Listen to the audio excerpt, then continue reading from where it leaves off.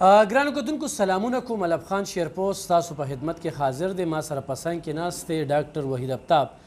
ډاکټر وحید افتاب زموږ د دلبر ریډیو یو ډېر سینیر نیوز کاسټر خو هم دی. زما په مزاج هم پی دی او د تیرو 4-5 کال راسې ما چېرته د هومیو ډاکټر تشهیر نه دی کړی، چونکې په دې معاشره کې د هومیو علاج ډېر زیات روان دی. د دې علاج چې کوم دی لږ سس وي، خو دا رنځ چې کوم دی نو د جړلې نه ختمېدي نه انکار نشته. خو شرط پکې دا دی چې ښه ډاکټر له لاړ شي، پوه ډاکټر له لاړ شي او اصلي دوی درله درکړي. ګرانو کتونکو تاسو به وایئ چېرې ته خو نه کې تشهیر نه ده، د ولې کې یو خو زه پی ټي بند یم، یو اداره کې وو. وحید افتاب صاحب له الله پاک ډېر هنرونه ورکړي دي. آرټسټ دی، سنگر دی، پینټر دی، لوار دی، نیوز کاسټر دی، انکر دی، آر جے دی او ورسره چې کوم دی نو دا یې خو یو پن دی. خو په دې پن باندې زه ولې خبرې کوم چې د دې په دې نیت یې کوم چې دا صدقه جاریه ده، یعنې د 300 نه د 500 نه زیات مریض چې کوم دی د ډاکټر وحید افتاب صاحب کلینیک نه به زیاتې نه پرېږدي. یوه دویمه دا ده چې خپل انتخایي غریب دی، انتخایي په دې حالاتو کې چې کوم دی نو په کوم استوګنا کې دی اوسیږي، څنګه ژوند دی د بچو سره تیروي، نو هغه ډېر عجیبه ده. هغه زه په الفاظو کې نشم بیانولی، خو بیا خو هم همت کوي او په دغه همت دی خپل هم بیمار دی، خو په دغه همت کې چې کوم دی او په دې مصروفیاتو کې ځان مصروفه ساتلی دی. نو زه په دې نیت باندې خو نن د کلینیک ته راغلی یم. دا بلکل نادرا ته مخامخ دی، نادرا ته مخامخه امین باچا مارکیټ دی او چې څنګه راننوځي نو د اوسپنې پوړی دی بره پرې روخېږي به لږ شانتې به د کلینیک دی. په دې نیت یې کومه چې دا صدقه جاریه ده چې یاره هومیوپیتک کې خو ما وکتل 8000 او 10000 او 9000 ډېر کافي. وحید افتاب صاحب ډېره زیاته مننه. زه تاله دا دوم در کوم په دې نیت راغلی ما، خو د دې باوجود چې کوم دی د تا دومره لږ پیس او لږې پیسې او لږ خلکو خو اډورټایزمنټ کوي او ډېر سیسټم غټ روان. الف خان صاحب ستاسو خو ډېره مننه کوم، ډېره شکریه ادا کوم، ځکه چې ما ته دا پته ده چې تشهیر تاسو چېرې هم نه دی کړی. که یو ځل نیمه هم کړی هم وي نو په هغې باندې بیا ستومانه شوی. خو دا خبره زه په فخر او ویاړ سره به دا خبره کوم چې وحید افتاب په هغه خلکو کې نه دی چې هغه به صرف جیب ته ګوري. زه هغه خپل کمرشل کې م یو شعر وایم چې که د نیت وي د کعبې د جوړولو، که د نیت وي د کعبې د جوړولو، د بېوسه انسان زړه جوړ که کعبه ده. نو دغسې احادیث هم پکې اکثر ووایم. نبي علیه السلام فرمایي چې تاسو خلکو له خوشخبری ورکړئ، تاسو د هغې نه زړونه مه خوروئ او هغې ته لکه مطلب اسانتیاګانې را پیدا کړي. نو زه دا وایم چې یاره مطلب دا دی زموږ ډېره غریبه معاشره ده، ډېر غریبانان خلک دي او په خپل هم غریبانان یو. څنګه چې تاسو ذکر وکړو نو زه د ډاکټر مسلم شاه صاحب او سیما مسلم صاحبه چې دا زموږ ډاکټران دي د هغې هم ډېر زیات شکرګزار یم او ټول عمر به ورته دعاګانې کوم چې لکه مطلب دا دی یو دونه لوی مقام یې راکړه چې په ډاکټرانو کې راوستو او مطلب په هغې باندې زما پیسې لګېدلې هم نه دي، دغه هم یو اعزازي طور باندې شو. نو الف خان صاحب دا هر څه چې دي نو دا پیسې نه دي. زه اکثر چې په ځمکه روان یم ګورم نو زه ځمکې ته ګورم. دا نبي علیه السلام فعلي حدیث به ورته ووایو، یو قولي حدیث دی او یو فعلي دی. نو فعلي هغه دی چې هغه نبي علیه السلام پخپله کړي دي. نو هغه کړی احادیثو کې دغه دی چې دا فعلي دي چې هغې به ځمکې ته کتل. د ځمکې ته چې ګورې نو یو خو د انسان د حیا پکې پته لګي چې یاره دا انسان ډېر حیاناک دی، او بل ده ته به د قبر پته لګي چې یاره د ځمکې ته به یو 2 ګزه لاندې کېږم. نو الحمدلله چې ما او پی ډي داسې دغه کړې ده چې روزانه لکه زموږ او پی ډي وي د معدې، شوګر، بلډ پریشر، داسې معمولي چې کوم مرضونه 300-400 روپۍ د هغې دغه وي او الحمدلله چې په هغې کې الله پاک شفا مچوي. شفا پکې ځکه چې دغه کې پیسو مې دوی وي یاسې دغه کې هر څه وي جي. دې کې 2-3 قسمه دوایانې وي، لکه دې کې شربت هم وي، دې کې د څاڅکو دوایانې وي، دې کې کیپسول هم وي، دې کې ګولۍ هم وي. نو الحمدلله ډېر ښکلی ریزلټ یې را روان هم دی. شوګر چونکې زما په خپل هم دی 12 کاله زما وشو، خو الحمدلله چې ما ته مسلې نشته او مغه دوایانې زه بیا خلکو له ورکوم. نو مطلب دا یو صدقه جاریه ده او ستاسو په دې کې هم لکه مطلب دا ډېر زیات الله پاک باجر درکوي، ځکه چې په دې وخت کې اوس 300-400 روپۍ هېڅ څیز هم نه دی جي.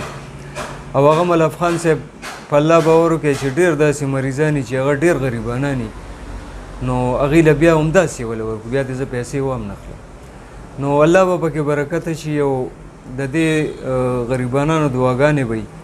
نو لکه مطلب که فرض که زه اوس 50 مریضان وګورم، د یو مریض نه زه 50 روپۍ هم والم، دا ډېر شی دی. خو لکه مطلب تل وګټه. خو لکه یو خبره ده چې وي لاس چې د روزګاره سړی وباسي نو ژوند کې به څه لاره سړی وباسي. زمونږ هم بچي دي خامخا لکه هغوی دپاره هم څه کول دي، نو دونه به نه کوو چې بنګلې جنګلې وله جوړې کړو، خو کم از کم چې هغه خوراک څښاک خو له پیدا کړو. نو دغه یو خبره کومه چې الحمدلله چې خدای پاک به شفا هم ورکوي او دې کې به ښه کپنې دوایانې به موږ ورکوو. لکه زیاتر چې نورو له تلي وي، تا له راغلي وي، تا سره بیا بې وټه شوي؟ یاره الحمدلله الف خان صاحب یو مریض راغلی و چې هغه ته ډاکټر ورته ویل چې یاره ستا کینسر دی، ریکټم کې کینسر دی، د ډکو متیازو چې کومه کولمه ده نو لاندې چې کومه حصه ده هغې ته ریکټم ورته وایي، نو هغه ورته ویل چې دې کې کینسر دی. ډاکومنټس چې ما وکتل نو هغې کې واقعي چې لیکلي وي چې دې کې کینسر دی.